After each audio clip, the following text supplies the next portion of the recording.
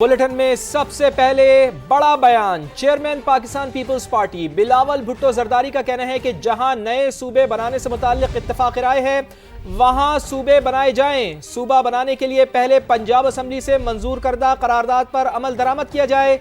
लाहौर में सहाफियों से गुफ्तगू करते हुए बिलावल भुट्टो जरदारी ने कहा, पहले जनूबी पंजाब को सूबा बनाने के लिए इत्तेफाक राय पर अमल करें, फिर आगे चलें। ज्यादा सूबे बनाने की बात करके पहले की इत्तेफाक राय को खराब नहीं करें। मजीद बात करेंगे ब्यूरो चीफ लाहौर ज़िशान बख्श हमें ज्वाइन कर चुके हैं। ज़िशान, लगता है बिलावल भुट्टो ने सूबों के क़याम की मशरूत हिमायत कर दी है। मजीद क्या कहा चेयरमैन पीपल्स पार्टी ने?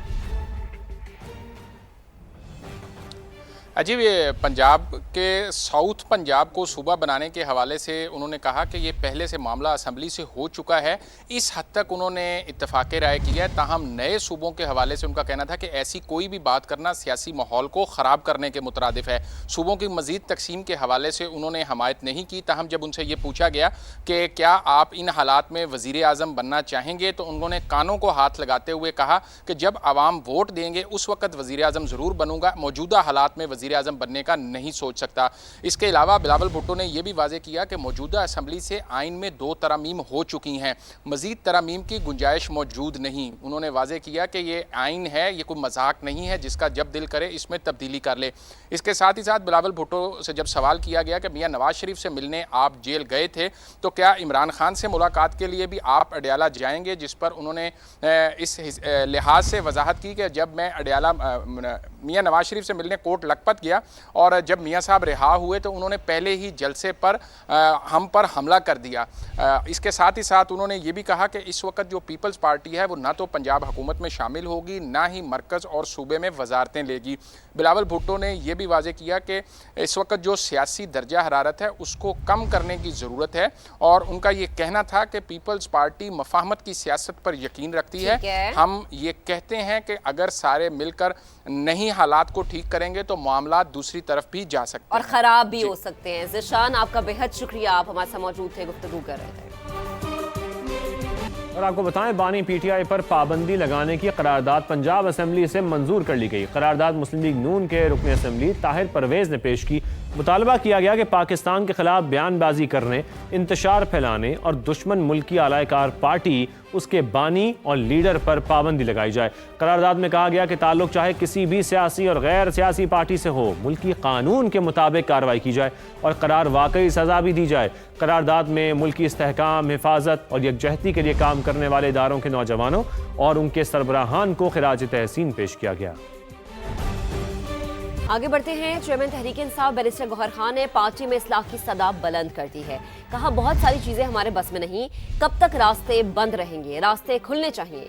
बानी से मुलाकातें होंगी तो हालात बेहतर होंगे।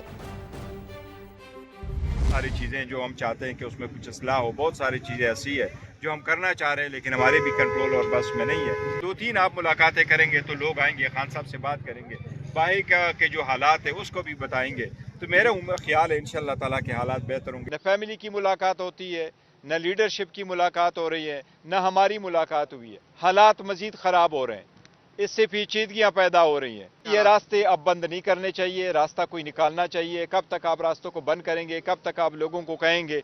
बानी के दौर में बदतरीन सियासी इंतकाम लिया गया। मुखालिफिन पर नैब के झूठे मुकदमात बनाए गए। एक शख्स ने कहा, मुखालिफिन को छोड़ दूं तो मेरी सियासत खत्म हो जाएगी। स्पीकर पंजाब असम्बली मलिक मोहम्मद अहमद खान का कहना है कि मुल्क पर रहम करें, पाकिस्तान इस रवैये का मुतहम्मिल नहीं हो सकता। अज़मा बुखारी की भी कड़ी तनकीद। कहा, जेल की दीवारों ने बानी पीटीआई को जहनी मरीज बना दिया है। बानी की बहनें मुलाकात के लिए नहीं, सोशल मीडिया के लिए मिर्च मसाला लेने जाती हैं।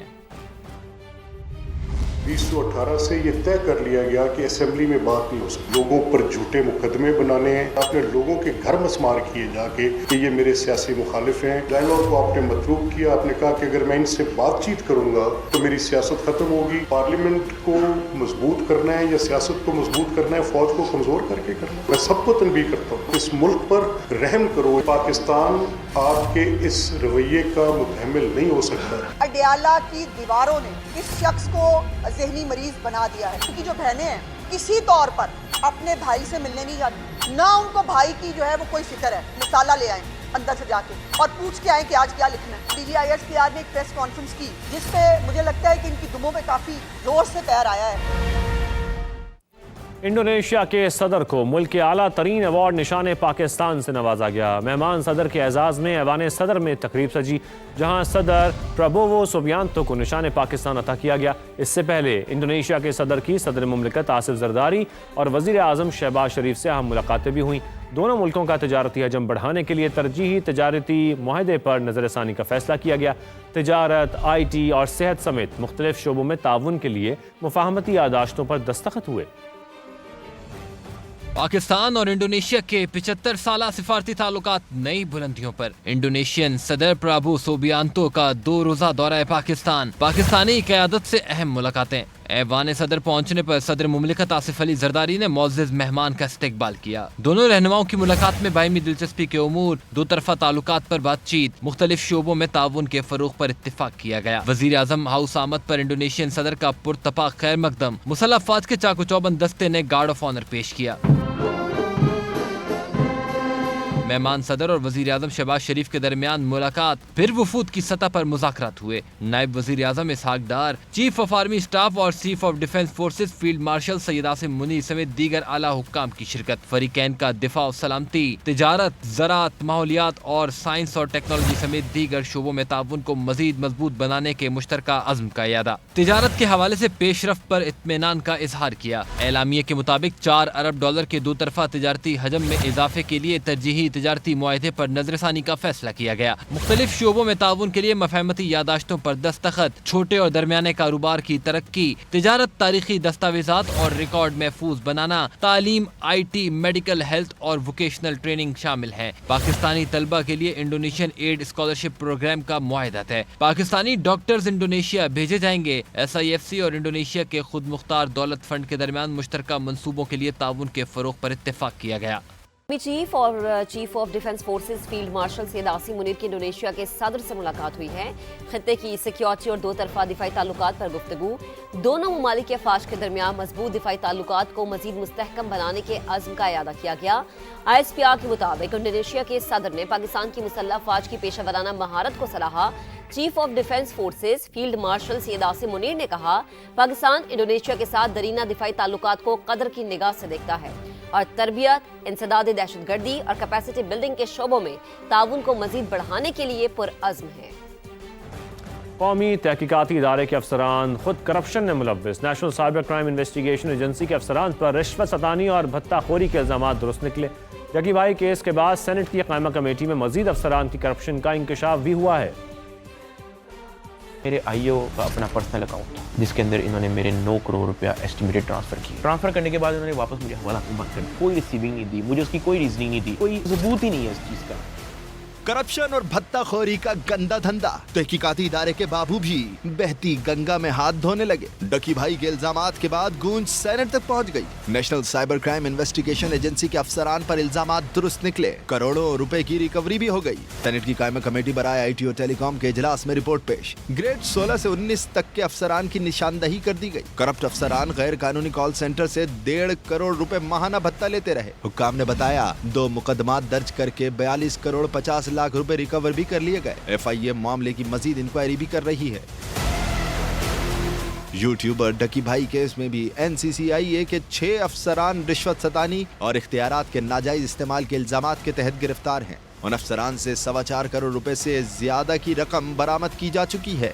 उधर बरतानिया ने पाकिस्तानी यूट्यूबर रजब भट्ट का वीज़ा मनसूख कर दिया है। दरख्वास्त देते वक्त तफसीलात छुपाने, नामुकम्मल और मशकूक दस्तावेजात पर बरतानवी होम ऑफिस ने रजब भट्ट का वीज़ा मनसूख किया है।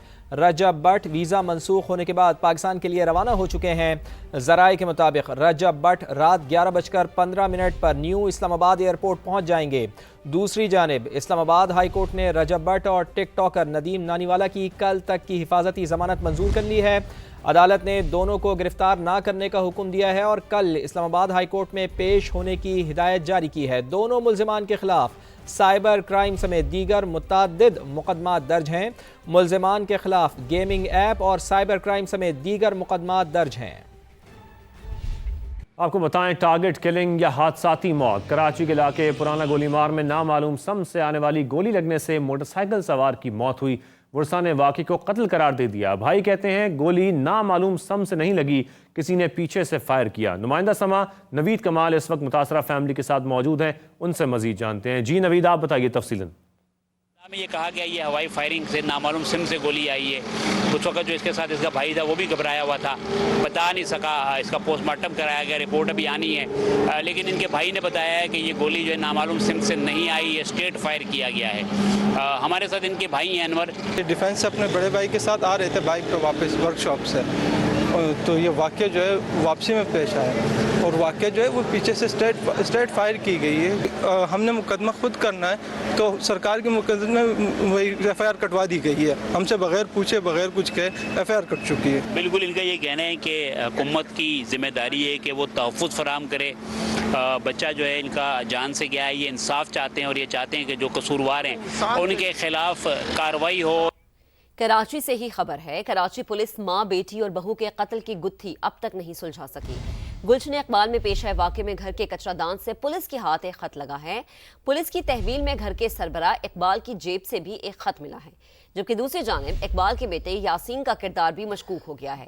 کہتا ہے کہ اس نے صرف نیند کی گولیاں کھائیں، قتل کیسے ہوا معلوم نہیں۔ تفتیشی ذرائع کے مطابق یاسین کے خلاف کروڑوں کا قرض اور لیاری میں فراڈ کے الزامات سامنے آئے ہیں۔ شاید جان بچانے کے لیے اس نے کم مقدار میں گولیاں کھائیں، جبکہ ماں، بہن اور بیوی نیند کی زیادہ گولیاں کھانے سے موقع پر ہی دم توڑ گئیں۔ پوسٹ مارٹم رپورٹ میں تینوں خواتین پر تشدد کے شواہد نہیں ملے۔